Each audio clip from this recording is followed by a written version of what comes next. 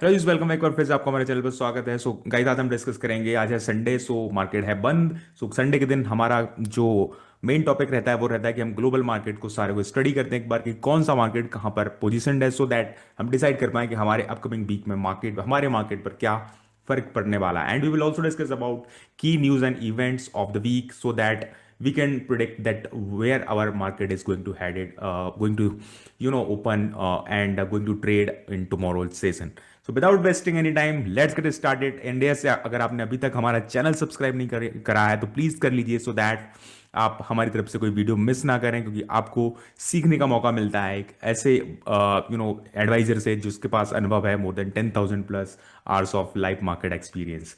So without wasting any time let's get started. So सबसे पहले हम लोग डिस्कस करते हैं। यहाँ पर मेरे सामने है जापानीज मार्केट का जो चार्ट है वो हम लेके चल रहे हैं। मैं यहाँ पर आपको एक बहुत अच्छी बात बताना चाहूंगा, मंथली कैंडल दिखाना चाहूंगा। यहाँ पर देखिए, यहाँ पर जापान के जब से नए प्राइम मिनिस्टर आए हुए हैं, आप देख सकते हैं यहाँ से यहाँ तक अगर हम 1 अप्रैल से बात करें, so it has this market has given outstanding rally of around 45%। So this is astonishing.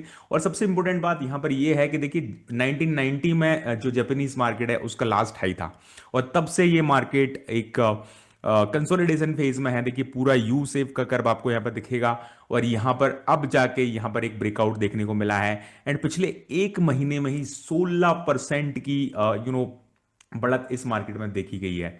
So it is quite amazing, and that's what I am saying कि जब स्ट्रॉन्ग लीडर्स आते हैं तो फिर मार्केट कैसे रिएक्ट करता है।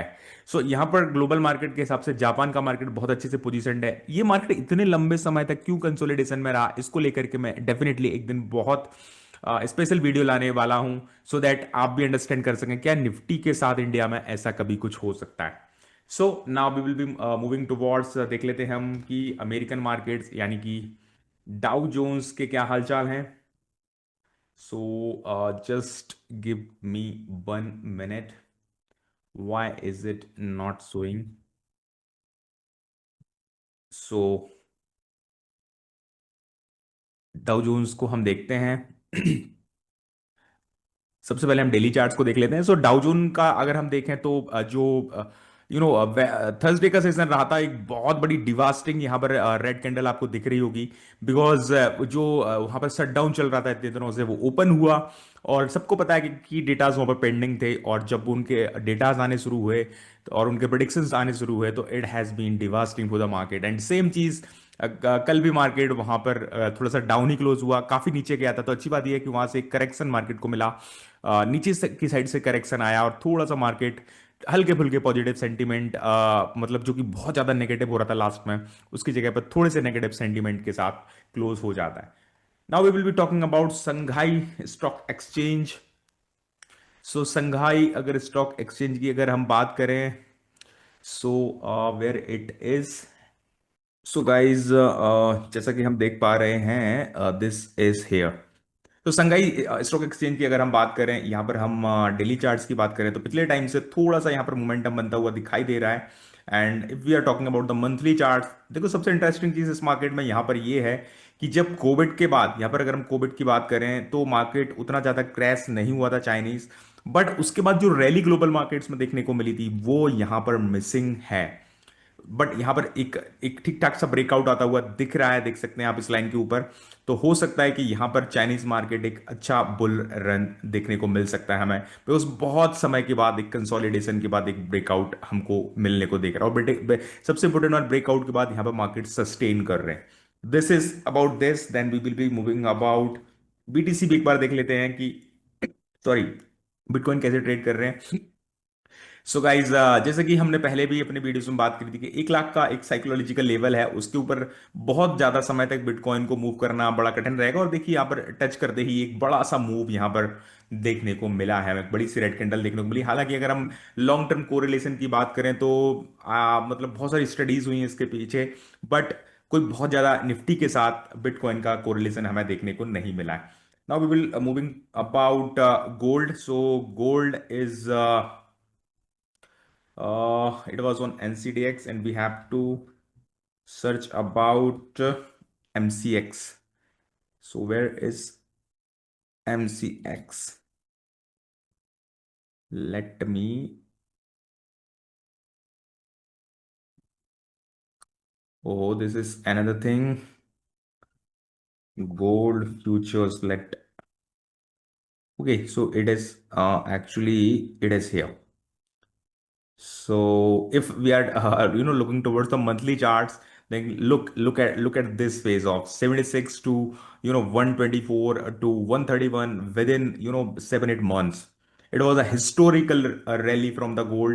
And if we looking towards the daily charts, still it is intact because हम देख रहे हैं कि जो एक स्टिल 20 के जो मूविंग एवरेज है उसके ऊपर भी प्राइसेस हैं, बट एक बड़ा करेक्शन हमको फ्राइडे को देखने को मिला because of so many things are going on in the global markets. जो गोल्ड रिजर्व्स हैं उनको लेकर भी सवाल उठाए जा रहे हैं अमेरिका के। सो काफी सारी चीजें चल रही हैं एंड ओवरऑल एक नेचुरल कनेक्शन यहाँ पर आना ही था बिकॉज एक रैली बहुत ही लंबी हो गई थी। So it was means due कि यहाँ पर एक करेक्शन देखने को बनता है।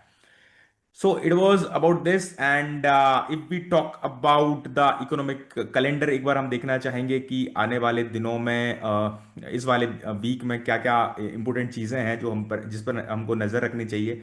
सो यहाँ पर हम केवल हाई इम्पैक्ट चीज़ें डिस्कस करेंगे। सो 20 नवंबर यानी कि आने वाले थर्सडे को एफओएमसी माइन्यूट्स हैं।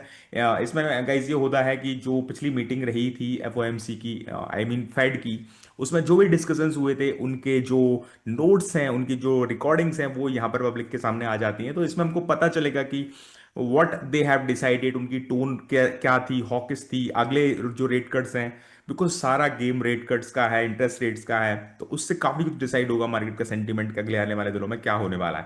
देन जो अगला एक बड़ा इवेंट है दैट इज 28 नवंबर, जो कि इस वीक में तो नहीं है। जीडीपी ग्रोथ रेट यहाँ पर प्रोडिक्शन आएगा हाई, यहाँ पर इम्पैक्ट रहेगा मार्केट में। एंड फाइनली 5 दिसंबर को एक जो नेक्स्ट बिग इवेंट है दैट इज आरबीआई का जो इंटरेस्ट डिसीजन है, जो कि इस बार लग रहा है कि शायद एक रेट कट देखने को मिले बिकॉज इन्फ्लेशन है वो काफी ज्यादा नेगेटिव जोन में चला गया। मतलब आरबीआई को जो कंफर्ट लेवल है वो 4 से 5% के बीच में रहता है, और यहाँ पर 1 से 1.5% के करीब जो है वो इन्फ्लेशन आ चुका है। सो फाइनली एक बार फिर हम अपने प्यारी निफ्टी की तरफ चलते हैं सो दैट हम एक कंक्लूसिव बात कर पाए यहाँ पर। सो हमने कल के वीडियो में जैसे कि डिस्कस किया था, एक बहुत ही प्यारी कैंडल यहाँ पर बनी हुई है।